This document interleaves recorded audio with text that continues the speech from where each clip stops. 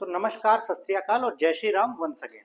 जैसा कि आपको दिख रहा है कि क्लास 11th का एक वीडियो बन रहा है, क्योंकि बहुत ढेर सारे बच्चों ने हमसे पर्सनली कंप्लेन किया कि सर जब हम 10th में थे तो आप 10th का वीडियो नहीं बनाए, अब हम 11th में आ गए आप 11th का वीडियो नहीं बनाए।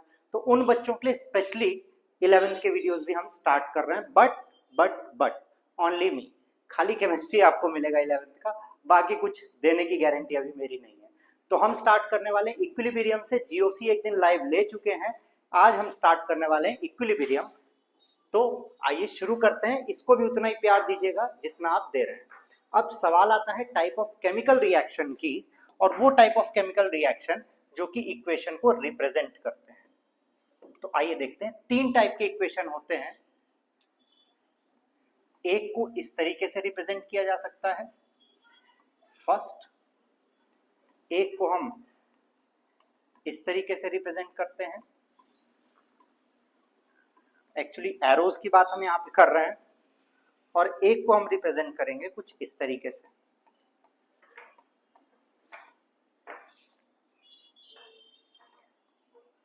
आप चाहें तो इसको कुछ इस तरीके से भी रिप्रेजेंट कर सकते हैं।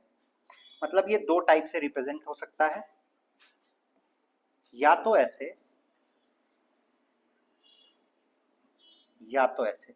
अब बात करते हैं कि आखिर कहता क्या है।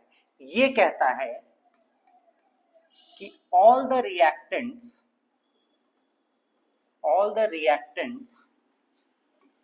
कौन से रिएक्टेंट्स? ए, जो कि एरो का बैक साइड है, have been converted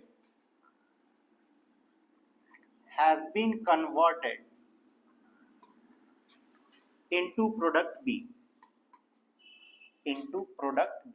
अब जैसा कि आपको वापस से पता है कि ये नोट्स आपको कहां पे मिलने वाले हैं बच्चों? हमारे टेलीग्राम पे। और कुछ और बिहाइंड द सीन्स और मस्ती भरी चीजें देखनी है, हम लोग क्या करते हैं, मस्ती मजाक कैसे होता है और फ्री टाइम में हम लोग क्या करते हैं, तो हमें इंस्टाग्राम पे फॉलो करिए। ये बताता है कि the bond has been broken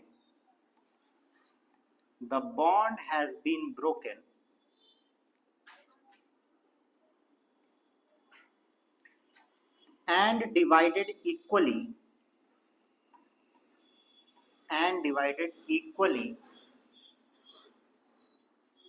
जो कि हाफ एरो से दिखाता है कि ये बॉन्ड तो टूटा और इलेक्ट्रॉन बराबर दोनों जगह बांट दिया गया। और ये क्या कहता है?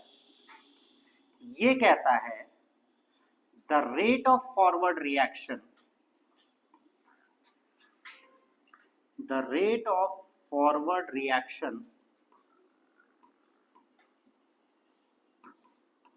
is equal to backward reaction।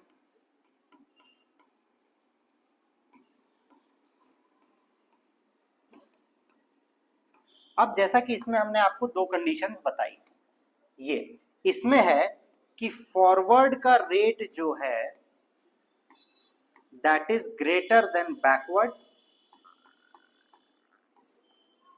और ये कहता है कि जो फॉरवर्ड का रेट है that is less than backward.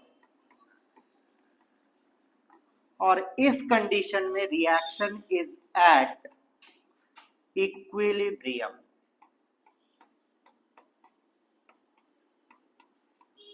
और इसी के साथ स्टार्ट करते हैं हम आज का chapter equilibrium.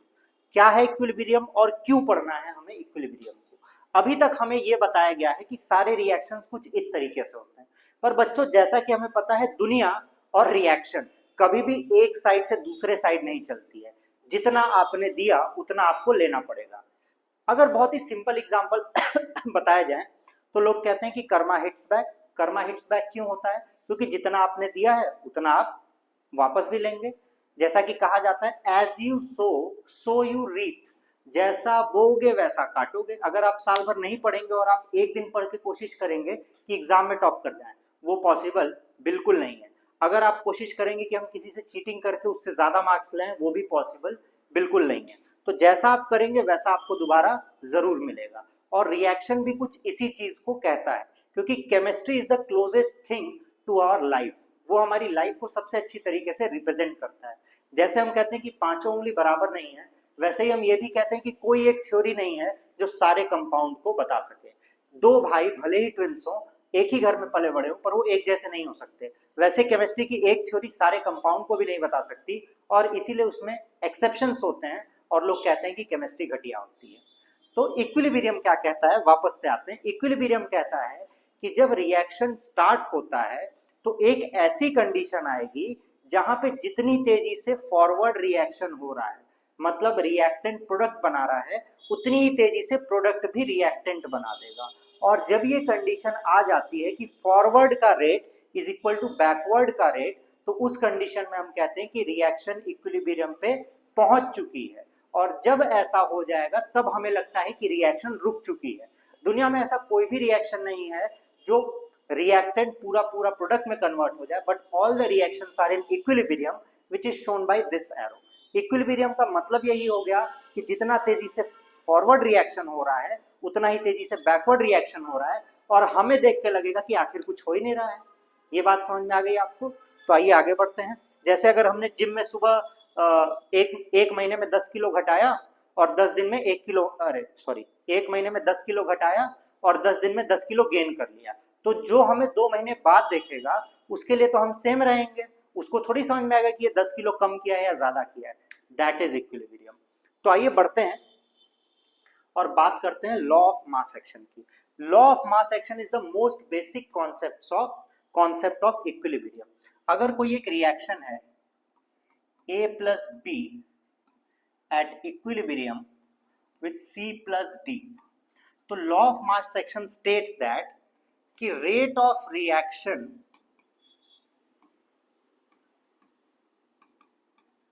is directly proportional to the product of active masses of product के active masses के बराबर and inversely proportional to product of active masses of reactant।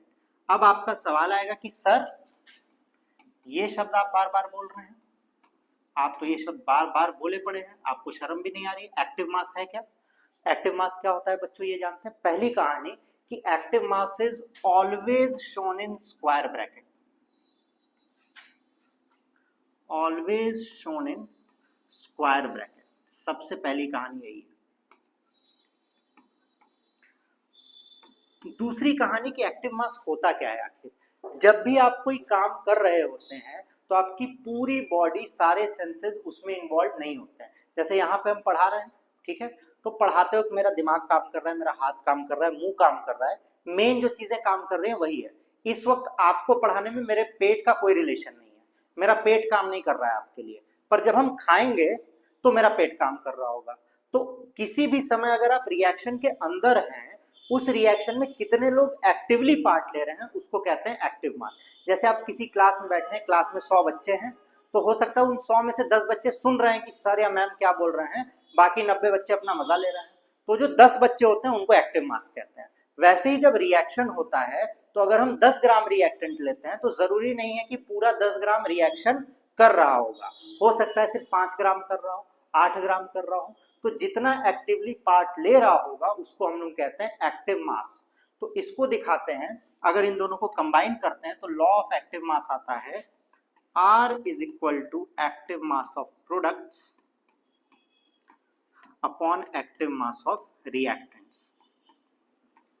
इनके कोफिशिएंट जो है वो इनके पावर में अभी नहीं आएंगे, इनके कोफिशिएंट इनके पावर में नहीं आएंगे, ये बात याद रखिएगा। मतलब अगर यहाँ पे 2 लिखा है तो a का पावर 2 नहीं हो जाएगा, ये बात याद रखिएगा फॉर रेट ऑफ रिएक्शन, ठीक है।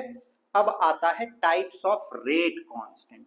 तो बच्चों 2 टाइप के रेट कांस्टेंट होते हैं, इसको ऊपर कर लेते हैं। 2 टाइप के रेट कांस्टेंट होते हैं, एक होता है Kc और एक होता है Kp। दूसरे कलर से आपको बता देते हैं, एक होता है Kc और एक होता है Kp। Kc होता है equilibrium constant, equilibrium constant at constant concentration, at constant concentration, ठीक है। तो Kc को आप लिख सकते हैं प्रोडक्ट हम कोफिशिएंट में भी रेस कर दिए हैं फॉर एग्जांपल के लिए, इन केस अगर इसको किसी कोफिशिएंट से रेस करना रहा तो। और दूसरा होता है KP. KP is equilibrium constant,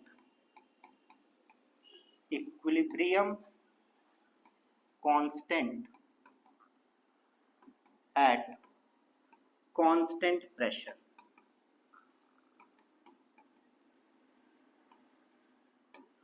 तो ये क्या होता है, Kp is equal to pressure of A, sorry pressure of C into pressure of D upon pressure of A into pressure of B. तो ये होता है Kp और Kc की कहानी। अब ये बहुत इंपॉर्टेंट टॉपिक आता है, relationship between Kp and Kc। तो बच्चों आपको Kc तो पता ही है, Kc क्या होता है,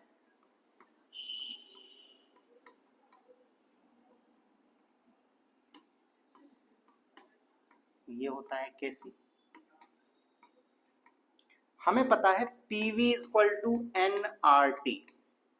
कहां से पता है बच्चों, ये डेरिवेशन हो रहा है, डेरिवेशन बहुत इंपॉर्टेंट है, ध्यान रखिएगा। इसको कहते हैं आइडियल गैस इक्वेशन, ठीक है। और P को लिख सकते हैं N by V into RT, where N by V is used to denote concentration, ठीक है। अगर हम इसको Kp के फॉर्मूले में रखते हैं तो Kp क्या हो जाएगा, Kp is equal to concentration C का पावर C RT का पावर C D का पावर D, क्योंकि कंसंट्रेशन है बच्चों तो हम बार बार कंसंट्रेशन रख रहे हैं, RT का पावर D अपॉन A का पावर A इंटू RT का पावर A और B का पावर B अपॉन RT का पावर B। तो इसको हम क्या लिख सकते हैं, इसको हम लिख सकते हैं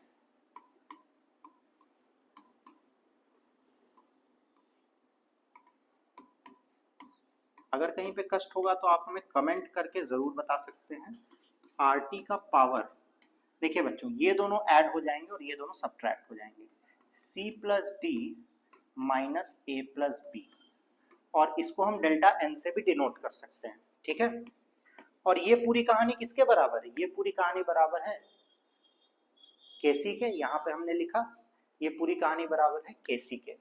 तो हम क्या लिख सकते हैं, Kp is equal to Kc RT delta N, where delta N is equal to C plus D minus A plus B, जो कि कोफिशिएंट है। मतलब अगर रिएक्शन ये है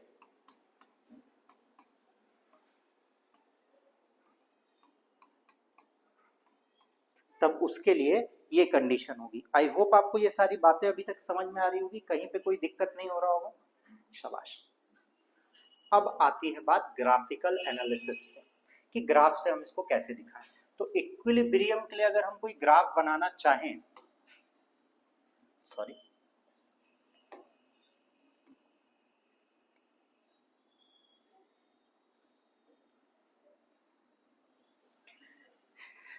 ये आपका जो ग्राफ है, ये जो नीचे जा रहा है, ये होगा प्रोडक्ट का और ये होगा रिएक्टेंट का। प्रोडक्ट जीरो था और जीरो से बढ़ते बढ़ते बढ़ते बढ़ते एक कंसंट्रेशन पे पहुंचा, और रिएक्टेंट पहले मैक्सिमम था और कम होते होते उसके मैक्सिमम तक भी प्रोडक्ट नहीं पहुंचा है, नीचे पहुंचा, और एक कंडीशन पे दोनों इक्विलिब्रियम पे पहुंच गए। सबसे पहली कंडीशन, सबसे पहला ग्राफिकल एनालिसिस तो ये होगा कि नॉर्मल कंडीशन ये हो रही है। पर अगर हम यही वर्सेस टाइम बनाएं, वर्सेस टाइम बनाएं, ये तो हमने प्रोडक्ट वर्सेस रिएक्टेंट का वर्सेस कंसंट्रेशन बनाया। अगर हम टाइम के साथ बनाने की कोशिश करें तो रिएक्टेंट जो है वो टाइम के साथ जीरो अप्रोच करेगा, ठीक है, और प्रोडक्ट सिमिलर रिएक्शन देगा, प्रोडक्ट टाइम के साथ मैक्सिमम अप्रोच करेगा। तो कोई भी रिएक्शन अगर इक्विलिब्रियम पे है तो वो एक जगह पे कोलाइड करेगा जहां पे दोनों का कंसंट्रेशन ऑलमोस्ट सेम हो सकता है, ठीक है। तो एक मैक्सिमम की तरफ बढ़ेगा और एक मिनिमम की तरफ बढ़ेगा, और एक ऐसी कंडीशन आएगी जब दोनों का रेट बराबर हो जाएगा।